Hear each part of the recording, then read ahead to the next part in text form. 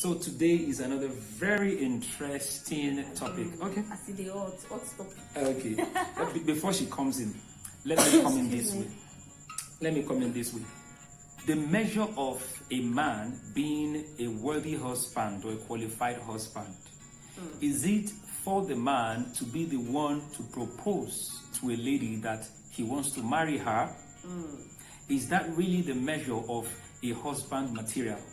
Well, that may be a question you want to answer from your own perspective. But by the time we start to discuss this topic today, you will see where we are coming from.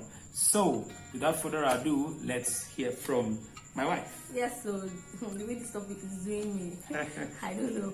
Yeah, I was reading the book of Ruth. And you can decide to also take a study of the book of Ruth.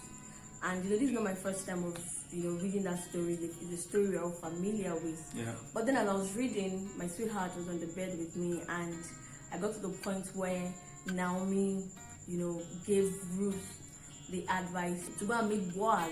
I think maybe we should just read. Let me quickly read that verse to you. Ruth chapter 3 from verse 3. She says, "Wash thyself therefore, and anoint thee, and put thy raiment upon thee, and get thee down to the floor, but make not thyself known unto the man, until he shall have done eating and drinking. And it shall be when he lieth down, that thou shalt mark the place."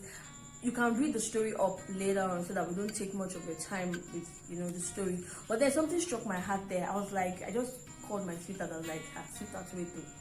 What Ruth did here, is that not like she was one that wooed Boaz, even though she didn't literally open her mouth to say, "Boaz, I love you, can you marry me?"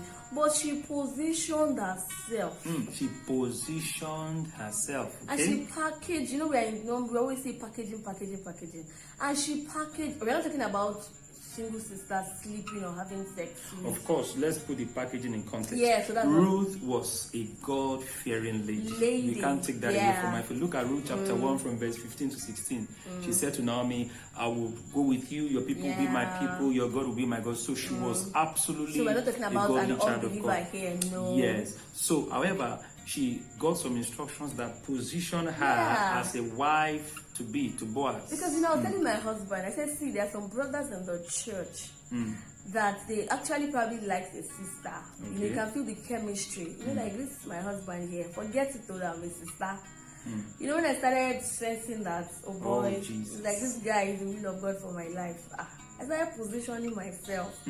Be where he is. And I got the signal. And he got the signal. And then, sincerely, I came out boldly. Even before that time, God had been dealing with him, speaking to him on my behalf. But, some brothers now, maybe they are afraid or... No, let me quickly come in there.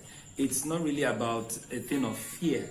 Okay. We can talk about temperament and upbringing. Yeah. Personally, I'm introverted.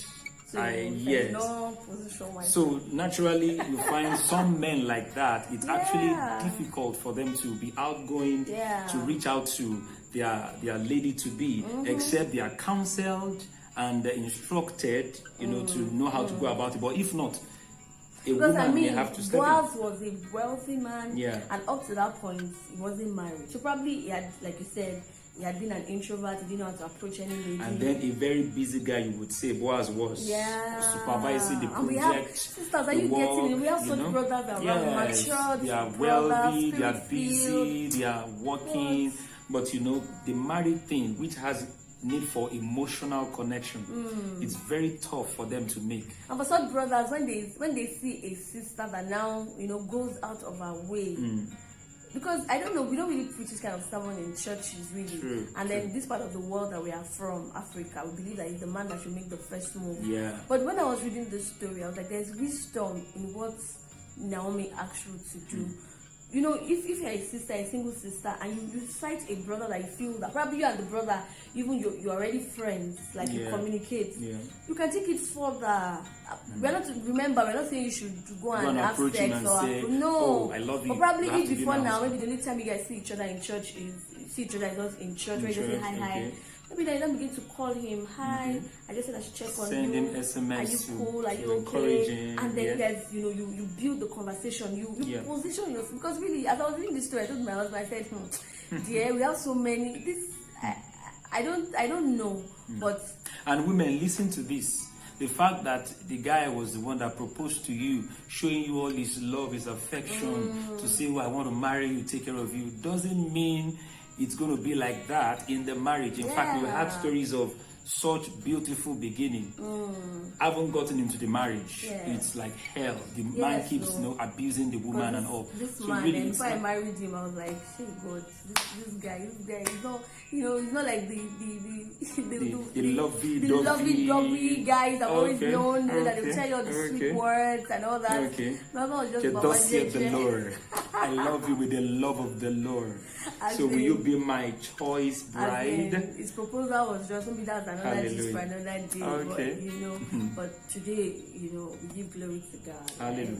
So what we're really discussing right now, and then we also want to hear from you is it right for a lady to propose? Not literally going to a brother and saying, I love you. I want you to herself. But position yourself, appearance, presentation. Deep your conversation, call him, your words, send him messages. Maybe if you know his birthday, not that you're forcing yourself on him. Sure. And of course, you would have sensed it. Most times, we ladies, we know it when a guy is interested in us. We should not deceive ourselves. Sure. When you're a lady and a guy is, so if you're already getting that signal from a male friend of yours, a godly person, and you know that this person, you don't mind spending the rest of your life with him. Don't wait until he comes. Some ladies say, if he cannot come, that means and then we need to add this to it. You prayerfully make those moves. The truth is, it's not a hard and fast rule that God should speak to the man first before he speaks to the lady that are supposed to be together. So if God decides to speak to the lady, that will be your husband. So what happens? Does she just fold her hands and then she say, when he's ready, he will come? Yeah, because I heard a story. A story of a sister. So when she was in school, she actually received the president of a fellowship that she knew that he was. But she was waiting for him to come. And said until they left school, they went their separate ways. He never came. And then today they are both married to different people. Yeah, because he did not come. So in that kind of situation, I don't know really, but so really it's important prayerfully as a lady. We're encouraging you, of course, want to hear from you to let us know your side to this story. But from this biblical point of view, this may just save many relationships between marrying the right person as a lady to a guy, as a guy to a lady. The lady can take the initiative prayerfully and position really, herself. Let me also ask the guys, how would you feel if a lady even now is bold enough, she knows that maybe you guys are probably have been friends. It's not like maybe a stranger that you don't know from anywhere, but she's your friend, you guys have been close, and she feels that she loves you and she wants to spend the rest of her life with you. And then she comes and says, hello, bro. I love you. I love you. Will you marry me? That is what I call cultural catastrophe as far as this side of the world is concerned. But it's just a twist, it's a dimension to it that we are discussing here. Based on the Bible, the advice of Naomi to Ruth. Can we also apply it in saving many marriages? So your thoughts will be expecting on this channel. So thank you very much for watching this video.